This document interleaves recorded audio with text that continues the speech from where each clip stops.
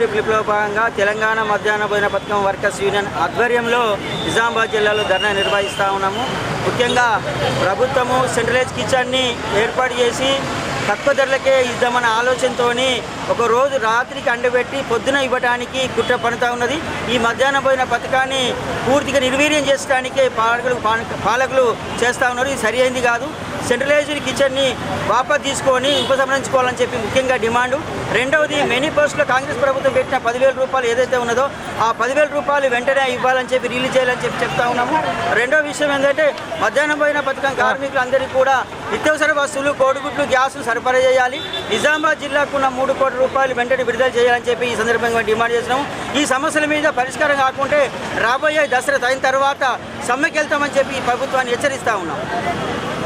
భోజన కార్మికుల పట్ల రాష్ట్ర ప్రభుత్వ చిన్న చూపును మధ్యాహ్న భోజన కార్మికుల పట్ల రాష్ట్ర ప్రభుత్వం చిన్న చూపును మానుకోవాలని మేము ఏఐటీసీకి హెచ్చరిస్తూ ఉన్నాం.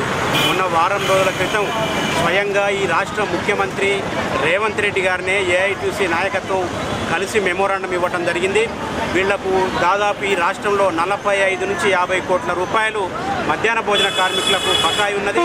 మన నిజామాబాద్ జిల్లాకు సంబంధించి దాదాపు 100 కోట్ల రూపాయలు బకాయి డబ్బులు రాష్ట్ర ప్రభుత్వం చెల్లించాల్సిన అవసరం ఉన్నది.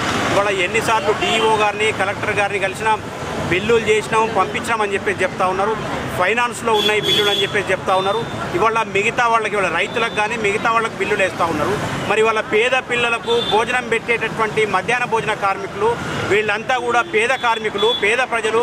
వీరి పట్ల ఎందుకు ఈ ప్రభుత్వం నిర్లక్ష్యం వహిస్తున్నదని చెప్పేసి మేము అడుగుతా ఉన్నాం. కాబట్టి వెంటనే మధ్యాహ్న భోజన కార్మికులకు రావాల్సినటువంటి బకాయి బిల్లుల్ని 3 కోట్ల రూపాయలు చెల్లించడంతో పాటు రాష్ట్ర ప్రభుత్వ హామీలో భాగంగా 10,000 రూపాయల వేతనాన్ని ఇవ్వాలని, వీళ్ళందరికీ కూడా పిఎఫ్, ఈఎస్ఐ, ఇన్సూరెన్స్ సౌకర్యం కల్పించాల్సిందిగా ఏఐటీసీ కమిటీ డిమాండ్ చేస్తూ ఉన్నాం.